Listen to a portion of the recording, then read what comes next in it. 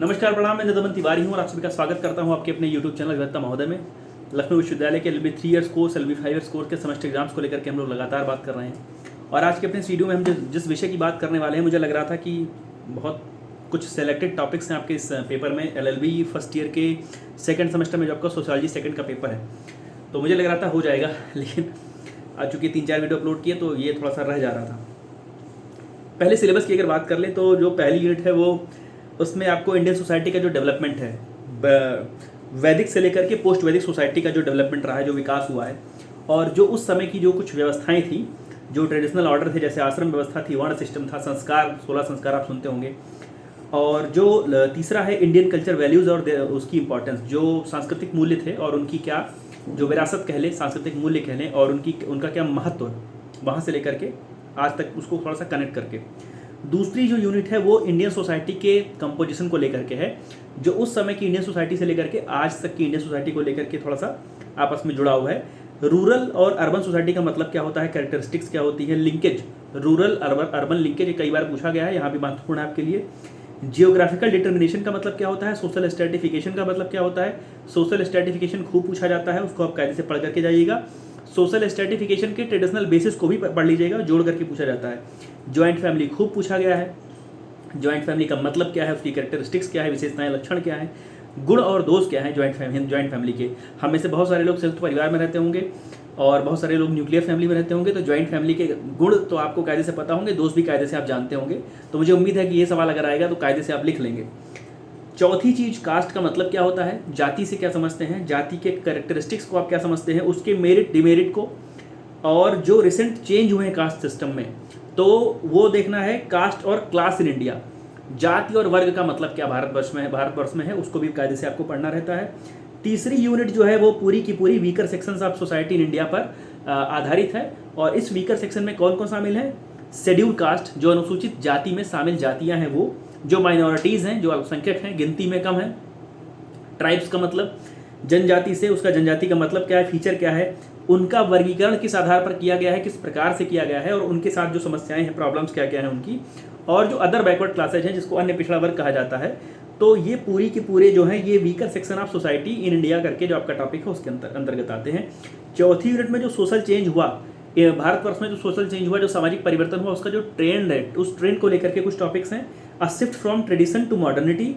दूसरा है process of westernization, पश्चिमीकरण, मॉडर्नाइजेशन, आधुनिकरण, ग्लोबलाइजेशन, वैश्वीकरण, संस्कृताइजेशन, संस्कृतिकरण, और लिबरलाइजेशन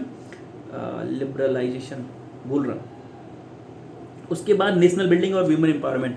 नेशन बिल्डिंग मतलब राष्ट्र का निर्माण कैसे, किस प्रकार से करना है। वुमेन एम्पावरमेंट बहुत जरूरी आपके लिए सवाल है। सवालों की अगर बात कर लें तो एक सवाल आपको, जो फ्रॉम वैदिक सोसाइटी टू पोस्ट वैदिक सोसाइटी, जो भारत के समाज में जो व्यवस्थाएं वैदिक काल से लेकर के पोस्ट वैदिक काल तक थी, वहाँ से आपको एक सवाल मिलने की उम्मीद रहती है। उसको कायदे से आपको पढ़ना है कि किस प्रकार से उस समय थी, मतलब वैदिक सभ्यता से किस प्रकार शुरू हुई, उत्तर वैदिक सभ्यता में वो जाते जाते किस प्रकार से उनका परिवर्तन हो गया। दूसरा जो वहीं पर आपको सवाल मिलता है कि जो ट्रेडिशनल ऑर्डर रहे हैं, ये भारतवर्ष के जो इंडियन ट्रेडिशनल ऑर्डर रहे हैं, आश्रम का मतलब क्या होता है, वर्ण का मतलब क्या होता है, और जो संस्कार हैं, संस्कारों का मतलब क्या होता है। कई बार संस्कार में ए बी करके जब सवाल पूछा गया है तो ए में लिख दिया गया कि वर्ण का मतलब बताइए, बी में लिख दिया गया उपनयन संस्कार बताइए। ये किसी एक संस्कार के विषय में विशेष रूप से पूछ लिया गया। यज्ञोपवीत संस्कार आप सुनते होंगे, शादी के कार्ड पर आप कई बार उसमें पढ़ते होंगे, पाणिग्रहण संस्कार, उपनयन संस्कार, इस प्रकार से पढ़ते हैं आप। दूसरी यूनिट जो है वहाँ पर, जैसा मैंने कहा कि ज्वाइंट फैमिली वाला जो टॉपिक आपके लिए जरूरी है, ज्वाइंट फैमिली का मतलब क्या होता है, उसके गुण दोष से अवगत रहिए कायदे से।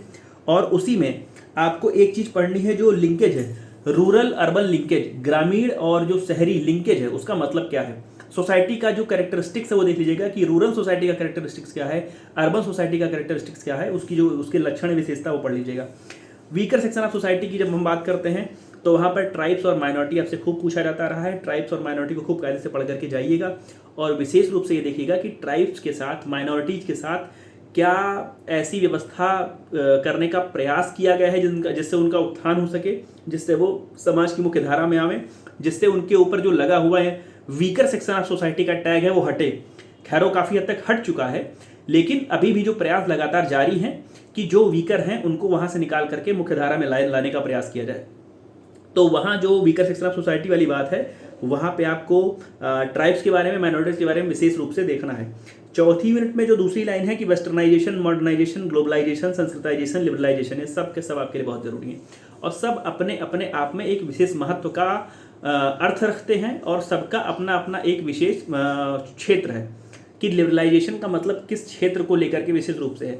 जब हम लोग बात करते हैं प्राइवेटाइजेशन की, जब हम लोग बात करते हैं एलपीजी की, जिसमें जो 91 पीवी नरसिम्हा राव साहब, मनमोहन सिंह साहब, उनके समय से हम अगर बात करें तो लिबरलाइजेशन, प्राइवेटाइजेशन, ग्लोबलाइजेशन, ये तीनों शब्द बड़े चर्चा में थे। वैश्वीकरण का मतलब क्या होता है, लिबरलाइजेशन का मतलब क्या होता है, तो इसको थोड़ा सा अगर वहाँ से कनेक्ट कर पाएँ कि 91 से अगर आप कनेक्ट कर पाएँ तो थोड़ा सा जो आपका उत्तर होगा, जो जवाब होगा, और खूबसूरत हो जाएगा। और यहाँ से एक चीज़ है नेशनल बिल्डिंग और वुमेन एम्पावरमेंट, ये आपसे खूब पूछा जाता रहा है, तो उसको आप कायदे से पढ़िएगा। मुझे लगता है ये 5 से 6 सवाल हो रहे होंगे। अब अगर ऐसे देखें तो पहली यूनिट में 3 सवाल है, उसमें से 2 अगर आप कर लें, दूसरी यूनिट में 4 सवाल है, उसमें से 2 कर लें, तीसरी में 4 सवाल है, 2 कर लें, चौथी में 3 यूनिट में 2 कर लें, 3 सवाल है, 3 टॉपिक है, 2 कर लें, तो आपका पूरा का पूरा पेपर हो जाएगा। तो मैं पूरे पेपर के विषय में नहीं कहने के लिए आया हूँ, क्योंकि मुझे बहुत बार ये मैसेज फोन आ रहे थे कि इस पर कुछ जो पिछले वर्षों में आए हैं सवाल, उसको लेकर के एक बार चर्चा की जाए। कुछ एक सवाल अगर मैं हिंदी में पढ़ दूँ जो आपके लिए ज़रूरी है। जैसे सवाल है कि ग्रामीण समाज का मतलब क्या होता है, रूरल सोसाइटी का मतलब क्या समझते हैं, रूरल सोसाइटी की जो मुख्य विशेषता है उसका मतलब बताइए। सोशल स्ट्रेटिफिकेशन आपके लिए जरूरी है, सोशल स्ट्रेटिफिकेशन, सामाजिक स्तरीकरण पढ़ लीजिएगा, उसका मतलब क्या होता है, उसकी आवश्यकता क्या है, महत्व क्या है, इस प्रकार से चीज़ों को देख लीजिएगा। और जो ज्वाइंट हिंदू फैमिली को लेकर के सवाल आया है, भारतीय जाति व्यवस्था के लाभ और हानियों का उल्लेख कीजिए। भारतीय जाति व्यवस्था, वर्ण व्यवस्था, सब में थोड़ा थोड़ा अंतर है, परिवर्तन है, तो थोड़ा शब्दों से देखिएगा, खेल ना हो जाए। और कुछ सवाल वर्ण को लेकर के सवाल है, संस्कार को लेकर के सवाल है। अच्छा, जिस समय वैदिक काल, पोस्ट वैदिक काल को लेकर के तो एक आध बार युग को लेकर के सवाल आया, जैसे ऋग्वेद कालीन धर्म पर संचित प्रकाश डालिए, इस प्रकार के सवाल आए हैं। तो वो आपको देखना है कि वैदिक सोसाइटी और पोस्ट वैदिक सोसाइटी में से किसके विषय में आपको लिखना है, किस पर आप लिख रहे हैं। तो इस प्रकार के सवाल हैं और मुझे लगता है पेपर आपके लिए बढ़िया होने वाला है। जहाँ पर वीमेन एम्पावरमेंट की बात हम कर रहे हैं, तो वीमेन एम्पावरमेंट के लिए जो बड़े बड़े आंदोलन हुए, जैसे एक सवाल है कि 1756 से लेकर के 1818 तक भारतीय नारी की दशा में सुधार लाने के प्रयासों पर प्रकाश डालिए। तो जो मुख्य आंदोलन रहे हैं, नारी की व्यवस्था, नारी की जो हालत है, जो उसकी स्थिति है, उसको सुधारने के लिए, जो भारतीय स्त्रियों की स्थिति को सुधारने के लिए जो भी बड़े आंदोलन रहे हैं, जो भी बड़े आंदोलन करता रहे हैं, उनके भी उनका जो योगदान है उसको भी थोड़ा सा पढ़ करके जाइएगा। जैसे एक आध बार सवाल को थोड़ा सा टिपिकल किया गया है कि 18वीं सदी के उत्तरार्ध में ब्रिटिश शक्ति की स्थापना का उत्तरी भारत की सामाजिक दशा पर क्या प्रभाव पड़ा, थोड़ा सा सवाल को टिपिकल किया गया है। या सवाल है कि पश्चिमीकरण क्या है, इसकी प्रमुख विशेषताओं पर और इसकी प्रमुख विशेषताओं और परिणामों पर प्रकाश डालिए। वेस्टर्नाइजेशन का मतलब क्या है, इस प्रकार सवाल है।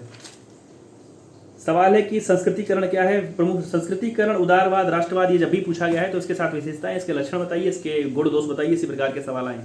तो ढेर सारी शुभकामनाएं आपको इस पेपर के लिए। एक पेपर आपका लॉ ऑफ कॉन्ट्रैक्ट का बचेगा, उसको समय से थोड़ा और ठीक पहले लेकर के हम लोग उपस्थित हो जाएंगे। तब तक जुड़े रहिए मेरे साथ, धन्यवाद।